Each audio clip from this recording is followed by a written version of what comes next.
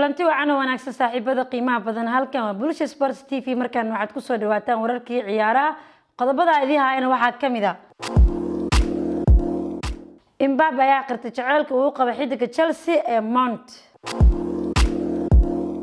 Arsenal ayaa wada hadallo kula jirta saxiixa Fakir Everton iyo Leeds ayaa doonaya dalabka Marcelo intaasi waxa ay qodobadii warka haatan ku soo dhawaada isagoo faahfaahsan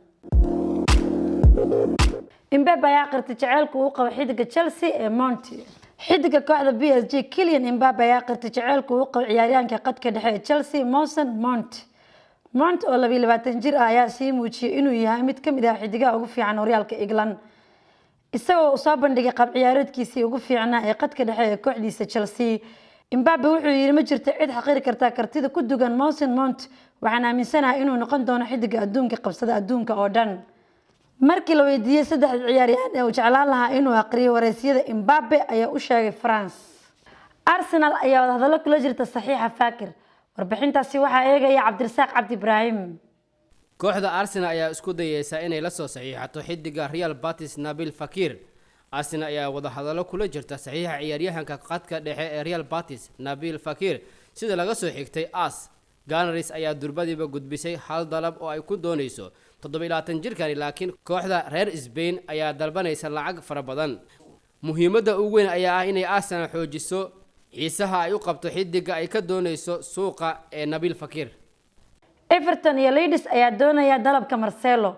qodobkaasi waxa eegaysa Qamar Maxamed Cumar Everton iyo Leeds ayaa doonayaan dalabka Marcelo ayay u badan tahay inay iibiso kooxda Real Madrid balse hogaamiyaasha kooxaha Everton iyo Leeds United ayaa kamid ah kooxaha laga yaabaa inay dalab ka gudbiyaan saxiixan xidiga garabka ee Real Madrid Marcelo sida ay qortay Mirror 33 jirkan daafaca bidix ayaa ku jirin qorshayaasha macalinka cusub ee Carlo Ancelotti laakiin khibradiisa weyn ee kubadda cagta ayaa ka dhigi karta inuu hanti ka helo England Marcelo ayaa ku biiray kooxda Real Madrid sanadkii 2007 heshiiska kooxdiisa kula jooga haatan waxa ay ka dhacaysaa 2022 Bernardo Silva oo doonaya inuu ka tago Man City kubad sameeyaha cajiibka wuxuu dareemayaa inuu samar dambe boos ku filan ka helin Pep Guardiola Bernardo Silva ayaa doonaya inuu ka tago Manchester City maadaama booskiisa uu ku laab kooxdiisa uu haatan la wareegay wiilka yar Phil Foden isla markaana uu si qurux badan ugu soo laabtay qab ciyaareedkiisa fiicnaa ee Gundogan Roberto Carlos ayaa yiri Ramos wali uu sii joogi karaa qodobkaasi waxa eegay Maxamed Ibrahim Bibaye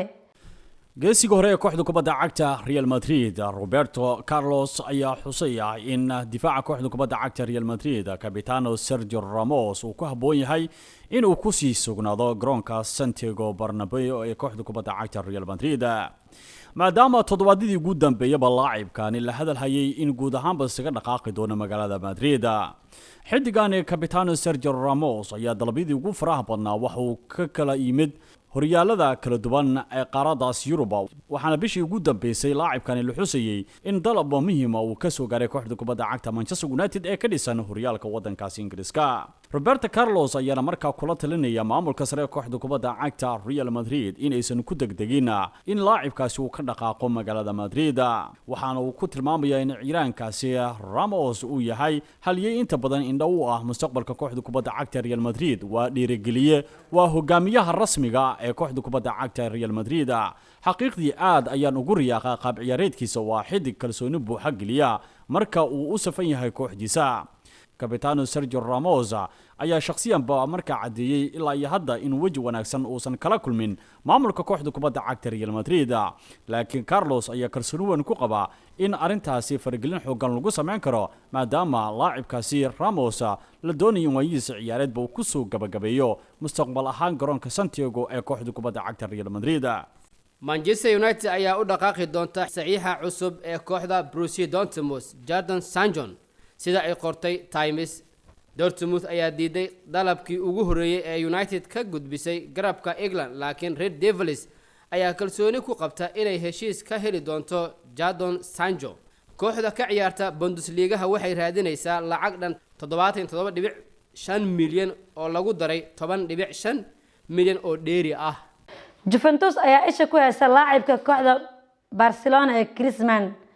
kooxda kubadda cagta Juventus ee ka dhisan horyaalka dalka Talyaaniga ayaa xusaysa inay xoojin doonaan dalabkooda wiilka reer Faransa ee Antoine Griezmann si laacibkaasi bedel uu ugu noqdo ciidanka kooxda Juve ee Cristiano Ronaldo. kooxda kubadda cagta Juventus ayaa markaa sheegaysa in bartilmaameedkeeda ee shaashada ugu horeysa ay ka dhigan doonaan xidigani Antoine Griezmann. Juventus waxay doonaysaa guud ahaanba inay gacantooda ka bixiyaan Cristiano Ronaldo oo maalmihii ugu dambeeyaba xusiyay guud ahaanba inuusan ku qanacsaneyn inuu ku sii sugnaado Turin,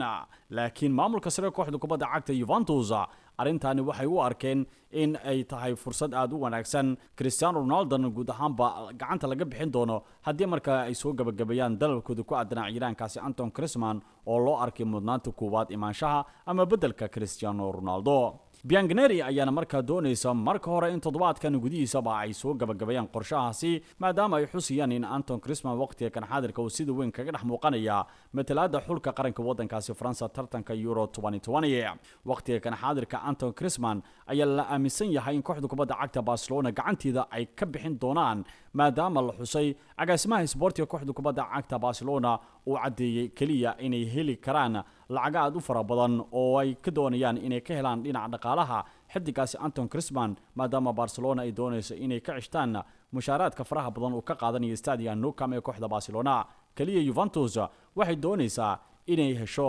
laacibkaasi Antoine Griezmann si ay kaga maarmaan Cristiano Ronaldo. intaas ayaan kusoo gabagabeynaa wararkii ciyaaraha ee Bulsha Sports TV iyo aniga Aamin Cismaan waxaan idinkaga tagaynaa sidaas iyo nabadgelyo.